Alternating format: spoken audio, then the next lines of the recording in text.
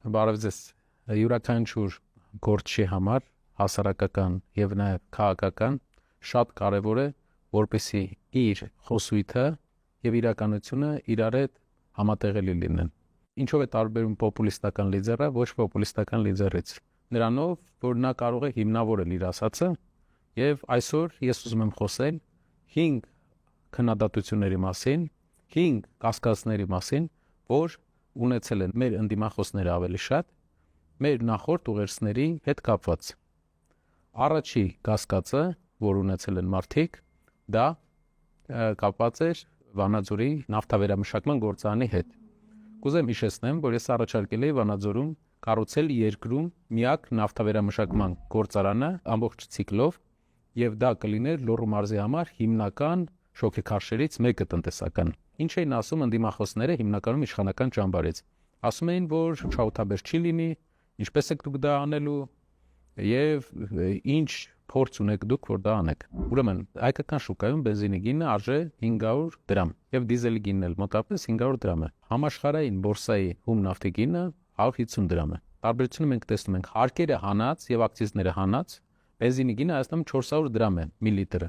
Մի լիտր հում նավթը 150։ Խնդրում եմ ինձ բացատրեք, ինչպես տարածաշրջանում աշխարհում ամենաէժան նավթի հումք ունեցող տարածաշրջանում միջին արևելքի կողքը գտնվող երկրում կարող է ոչ շահութաբեր լինել նավթավերամշակման կոմբինատը, եթե մենք ամենաթանկ բենզինը ունենք տարածաշրջանում եւ ամենաթանկ դիզելը։ Ամենաթանկ բենզինը եւ ամենաթանկ դիզել ունեցող տարածաշրջանում, որտեղ հումքը ամենաէժանն է։ Տարբերությունը, որ դուք հասկանաք, հում նավթի եւ բենզինի հարաբերակցությունը մոտ 80% թանկացում է գնում, այսինքն 80% բենզինը ավելի թանկ է, եթե վերամշակենք հում նավթը եւ դրա մի մասը ստանանք բենզին, դրա մի մասը դիզել, հետո կերոսին եւ այլ նյութեր։ Ես կարող եմ հղումում ներկայացնել բոլոր հաշվարկները, մենք ունենք բազային հաշվարկ, որը տնտեսագետների, հետաքրքրված տնտեսագետներին կարող ենք ներկայացնել, հրավիրել, որպեսզի դուք վստահ լինեք, որ մենք հաշվարկված ենք խոսում, պոպուլիստական ոչ մի բան չենք ասում եւ նման չենք պոպուլիստական լիդերներին, որոնք երբեմն ղեկավարում են մեզ։ Երկրորդ կասկածը մեր խոսքերին, որ մենք լսում ենք, դա Սևանի հետ կապված։ Սևանում ես առաջարկեցի, որ պետք է մենք կարողանանք ձկնաբուծարաններ կառուցենք, կարողանանք թույլ տանք ձկնորսության հետ կապված քվոտավորված ձկնորսության գաղափարը մտցնենք։ Շատերը ասեցին, որ Սևանը չի սառում, անգամ մի քանի մեմ կար, կարող եմ ներկայացնել ձեզ մի բան։ Եթե դուք Սևանի տարածաշրջանի ժողովրդի հետ խոսեք, իրենք կասեն, որ միակ լավ շրջանը, երբ աշխատանք կա, դա ամառային շրջանը, երբ տուրիզմը։ Չկա այլընտրանք աշխարհում տուրիստական ուղղությունները զարգացնելու, քան սեզոնայնությունը երկարացնելն է։ Ձեր կարծիքով ինչու է, օրինակ, Կովկասում ամենամեծ Սոչի նավահանգստում համ ամառային հանգիստ ծովում, համ անցկացվեց ձմեռային օլիմպիադաներ, որովհետև Ռուսաստանն էլ հաշվարկով տեսավ, որ չունենալով ձմեռային տուրիզմ Սոչիում, Սոչի երբեք չի զարգանա եւ միայն սեզոնային տուրիզմով ոչ մի մեծ ցանց չգա այդ երկիր։ Նույնն էլ մենք առաջարկում ենք Սևանի համար, կոնցեպցիան բարդ է լինելու ես հասկանում եմ, որովհետև կլիմայական պայմաններ կա, բայց Սևանի սահմանակից շրջաններում ես վստահ եմ Սևանա լճի սահմանակից կան զոնաներ, որտեղ մենք կարող ենք զուգակցել եւ ձմեռային տուրիզմը եւ ամառային տուրիզմը։ Ձմեռը լեռնադահուկային եւ այլ տեսակի տուրիստական գործունեություն, իսկ ամառը օգտագործել մեր լճի գեղեցիկ պատկերը։ Շատ կարևոր է, որ բոլորս հասկանանք, հարգելի հայրենակիցներ, երբ մենք առաջարկեցինք ձկնաբուծարանը, ասեցին էկոլոգիայի հետ կապված կարող է խնդիր լինել։ Եթե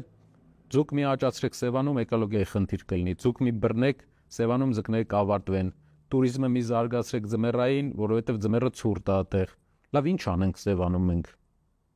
Ուղղակի գնանք, ասենք, լճին նայենք ու խոզի խորոված անենք։ Երրորդ կասկածը, որ մեր խոսքերից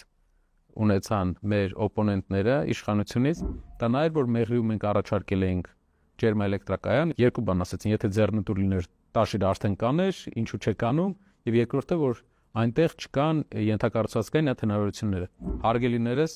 ջերմաէլեկտրակայան մանի տեխնոլոգիայով մենք արդեն անում ենք Հրազդանում, տեխնոլոգիապես ամբողջությամբ տիրապետում ենք եւ տեսնում ենք, որ մեղրին հենց անվայրն է, որտեղ պետք է լինի, եւ հենց մեղրին ենք ընտրել, որտեղ ենթակառուցվածքային առումով նա իդեալական հնարավորություն ունի կպնի Իրանի հետ։ Վստահ եղեք, որ այդ գործը մենք անում ենք հիմա, դա շահութաբեր է, հետաքրքիր է եւ Հայաստանի մասշտաբով, եթե բարտերային մեխանիզմը մենք զարգացնենք մեղրի սահմանին, մեծ ջերմաէլեկտրականներ, շատ ջերմաէլեկտրականներ սարքենք, դրանով մենք շատ էժան գազի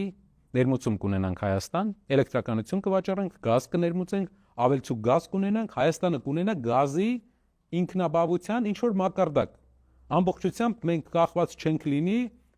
վճարվող գազից։ Սա երկրի անկախության հիմնական կետերից է։ Եթե ուզում ես իրական անկախություն, պետք է ունենաս տնտեսական անկախություն։ Ոչ թե խոսես այդ մասին։ Չորրորդը, որ մեզ հաճախ ասում են, եթե այդպես լավ գործարան կառուցող էիր, կրկեսը սարքեիր։ Կրկեսը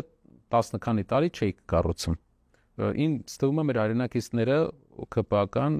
իշխանական շփոթել են մի քանի բան։ Բիզնեսը պետք է լինի հաշվարկված, պրագմատիկ, եւ մենք չենք կարող պետական այրերի նման բացում անել, կարմիր լենտը կտրել, իսկ հետո 3 ամիս հետո դադարի աշխատել։ Նա պետք է վնասով չաշխատի։ Մեր առաջարկն էր կրկեսի ուղղությամբ գտնել կոնցեպցիա, որ հայրենակիցներ ջան, ձեզ հետաքրքիր լինի գնալ ձեր բարեկամների, ձեր երեխաների հետ, եւ դա բարդ ակրոբատիկ միջոցառումներն են, այլ ոչ թե հին տրադիցիոն կրկեսը։ Իհարկե, ուշացումը եղել է, մենք պետք է ճիշտը ասենք, դա խնդիր է, բայց կրկեսի բացումը կապված չէ շինարարության ընթացքի հետ, կապված է կոնցեպտի հետ։ Իսկ այն, թե մենք կրկեսը չենք կարողացել կառուցել, ուրիշ ինչի մասին է խոսում, ես ուզում եմ ասել, որ վերջի ժամանակներում նույն Երևանում մենք կառուցել ենք մի քանի մոտապես մի քանի տասնյակ հազար մետր հանձնել ենք տարածք, տնտեսական հետաքրքրություն ներկայացնող, նաև Կոտայքի մարզում, 2 արտադրամաս Արարատի մարզում, 2 արտադրամաս Լոռվա մարզում, մի գործարան, այսինքն ընկերությունների խումբը եւ մեր թիմը ունի ամենամեծ փորձը պրոյեկտներ իրականացնելու մեր երկրում այս պայդրությամբ։ Պետական այրերը կարող են գալ կարմիր լենտը կտրել, հետո պետության հաշվին վնասով այդ աշխատի։ Մենք չենք կարող մեզ թույլ տալ, որպեսզի որևէ կոնցեպտ երկրում վնասով թողենք, վնասով աշխատի։ Այդ իսկ պատճառով մեր հիմնական յուրաքանչյուր կոնցեպտի վրա մենք աշխատում ենք, որ հանենք շահութաբերից։ 5-րդ կետը, որը էլի հետաքրքիր է, կարծում եմ, եւս կուզեի ձեզ ներկայացնել, կապված է,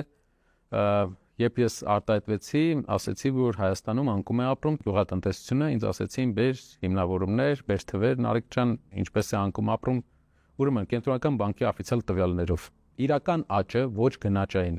այսինքն ոչ թե գներն են աճել, այլ իրական աճը գյուղատնտեսության 2019 թվականին մենք ունեցել ենք 5% անկում, 2020 թվականին ունեցել ենք 3% անկում, 2021 թվականին ունեցել ենք 0.8% անկում, 2022 թվականին 0.7 եւ այլն։ Այսինքն քաղաքացիական պայմանագիր կուսակցության իշխանության ժամանակ իրենց կողմից իսկ նշանակված